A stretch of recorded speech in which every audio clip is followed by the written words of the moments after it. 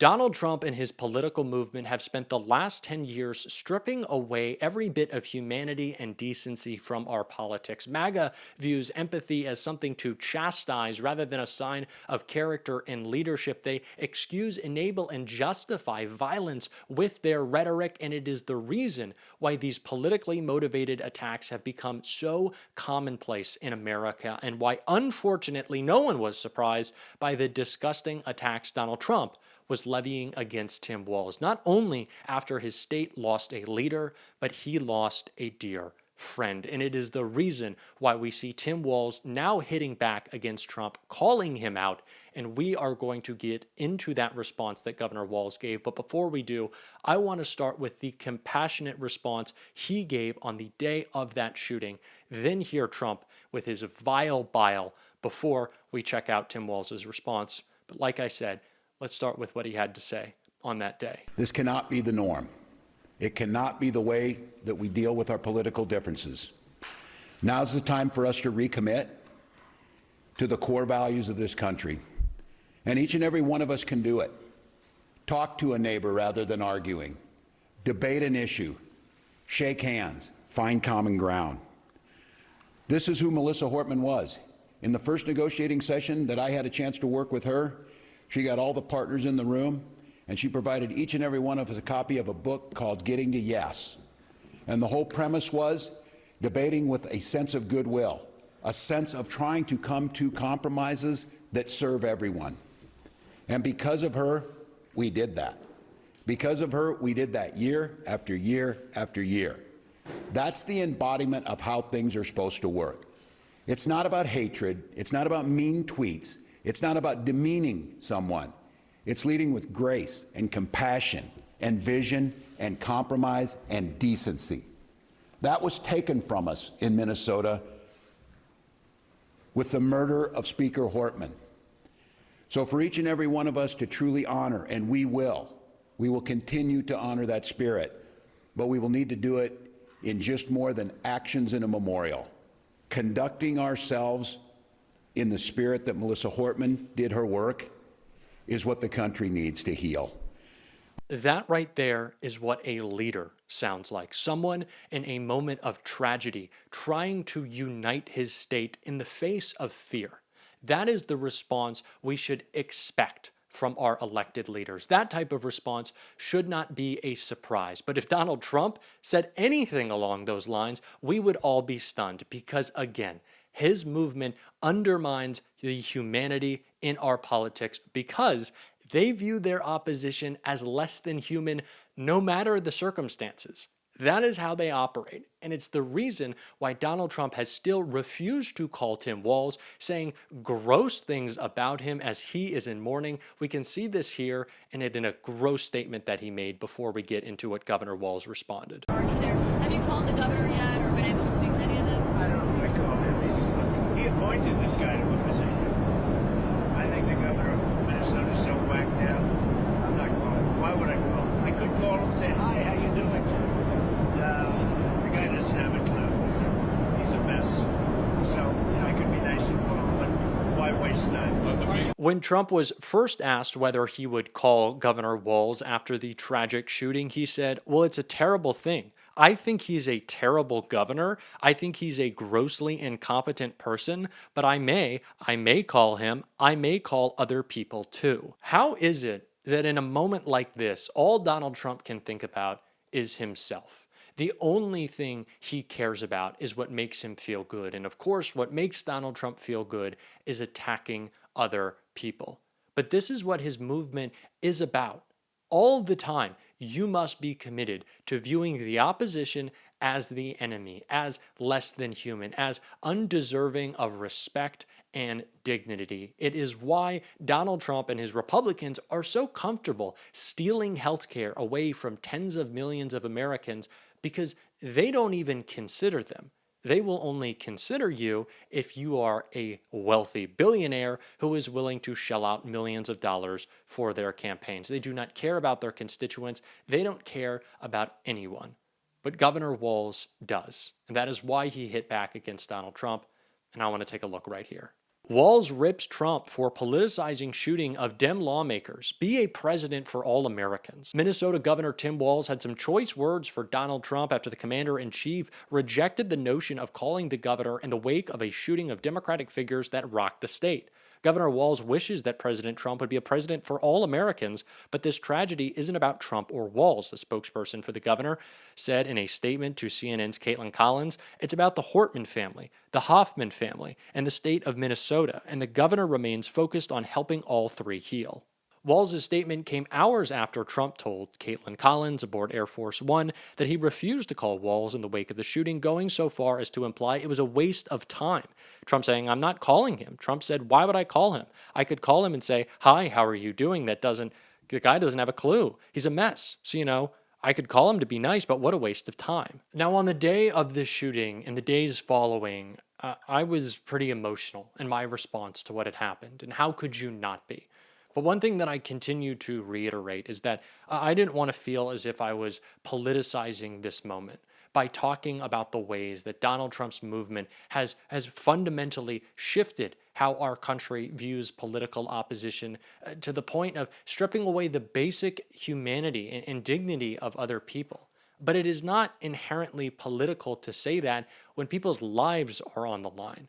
Donald Trump has politicized this moment with his attacks on Governor Walz, not trying to solve a problem, resolve an issue, or help the state heal, simply airing out his own grievances. But that is what the MAGA movement is about. It is a politics of very petty, very, very petty personal grievance. That is what it has always been about. These are not people who operate within a framework of common sense, as they claim. They are not looking out for their neighbor or our country. If they were, they would not be acting with these violent attacks. But yet they continue to, and justify them. Donald Trump began his presidency with a justification of any violence on his behalf, and ever since, we have known what to expect. A very scary Donald Trump gangster state in which political intimidation is what runs our country, not law and order, which he claims to love. And it is why it is so important we have Democratic governors like Governor Walz standing up and protecting us from this administration. And it is the reason I was so happy to speak with someone at the Democratic Governors Association in an interview. I hope you stick around all the way through, because we got some breaking news at the end. I am excited to be welcoming the Director of External Affairs for the DGA, Ophira Yeheskel, to this show. Thank you so much for coming on. Thanks for having me, Jack. Of course. So we saw a big victory for Mikey Sherrill last night in New Jersey, and I saw the fight that we see and that we have seen throughout her campaign that I think will continue and has been ever present with Democratic governors in opposition to Donald Trump. Now, it's not just that we need to be opposing the administration in this moment. What I think is almost even more important for these Democratic strongholds that we saw move to the right is that we project a positive vision of Democratic governance. So much of the past couple of months has been trying to, as we've seen Russ Vought publicly say, traumatize federal workers, dissuade us of this positive belief in what government can do. How do you think the DGA and Democratic governors can continue to better our brand at the state level? Well, Jack, we like to say here at the DGA that Democratic governors get stuff done, and they really do. I mean, on the issues that everybody cares about, they're delivering, whether it's on standing up for you and protecting your fundamental freedoms. I think we're seeing that with Governor Newsom in California, but also on critical issues like abortion rights. All Democratic governors, I think, are very proud and out front about the fact that they're a backstop against a lot of what we're seeing that's negative from the federal government right now. And I think also willing to stand up and push back on kitchen table issues. So like this Republican bill that I'm sure you're talking about all the time that would kick so many folks off their health care, would take away food assistance. That's going to have a real impact on governors, their ability to deliver. And all 23 of our governors signed on to a letter making it clear that that's unacceptable and that they won't be able to backfill huge cuts like that. But I'd say not just on the pushing back, but on the getting things done for you. They're working to deliver, whether it's creating jobs. Governor Hochul in New York comes to mind as somebody who's trying to put money back in your pocket. She just rolled out a budget that'll give you an inflation refund check. She's passed a tax cut for New Yorkers. Governor Moore did the same thing just the other day in Maryland. Most Marylanders are going to get a tax cut under his new budget. They're creating jobs. I like to call Josh Shapiro Job Shapiro because every other day he's got a new announcement about jobs that are coming to Pennsylvania because of the great leadership he's showing. But he's also taking on things that are a little unsexy, like permitting reform, making it easier and faster for you to start your business and get a permit to do that if you'd like to. So you get me going, Jack. I can go way down the list on any number of things. Tim Walz, another governor I'm sure folks watching are familiar with. Free school breakfast and lunch for kids. That's money in parents' pockets, but it also means that your kids can focus on their lessons instead of the fact that they're hungry. So I think they really deliver on these kitchen table issues. And I'm saying this all the time. I think it's really clear right now that who your governor is has never mattered more. Yeah, I completely agree. And especially as you're talking about this budget that's going to be impacting states so much. And funny enough, I guess not funny for these Republican governors, disproportionately red states, right? Gavin Newsom has started coining this term as a donor state that California is to the rest of the country. We get all this flack, big blue states, and people don't realize how much we're giving back. But on the topic of Governor Newsom, we saw last night he gave an address speaking on what's happening in LA right now. And I think on the Midas Touch channel, that live stream had like at the peak 150,000 viewers at once. It was being broadcast everywhere. Governor Newsom was sharing it from his own platform. How do Democrats better achieve platform building in a time when independent media is so important? How do we share our message? I saw a poll recently that had, the big, beautiful bill at like a 67% disapproval rate or something. It's all about letting people know what is happening under this Trump administration and then communicating our wins. How is the DGA beginning to do that more in these independent media spaces and online? Well, being on shows like this, Jack, thank you for having me to talk about this. And I think we're seeing a lot more that our Democratic governors are kind of willing to go anywhere and talk to anybody and talk to them in real terms about what they're doing means to them. I think that's really important to connect the dots on why it matters that your governor is somebody who's going to stand up and call this out. And I'll just make this about our campaigns that we have this year. In Virginia, there's a governor's race. And there's a Republican governor there right now. It's our biggest chance to do a flip. His lieutenant governor is a Republican nominee. Her name's Winston Sears. And she's just staying silent on these Medicaid cuts and what they could do. And in Virginia, they expanded Medicaid. That's 600,000 people who could lose their health care if nothing happens or if the Republicans continue on this train. And Abigail Spanberger, who's our nominee, has been loud and clear. This will hurt Virginia. It's not good for Virginia. And I think people right now want leaders who are going to stand up for them, raise their voices for them. But back to your original question, I think just having people who they're some of the best messengers in the party, I think. And I think Democratic governors are really able to go out there, especially because they're out in their communities all the time talking to people and really make it real that the work they're doing is really important.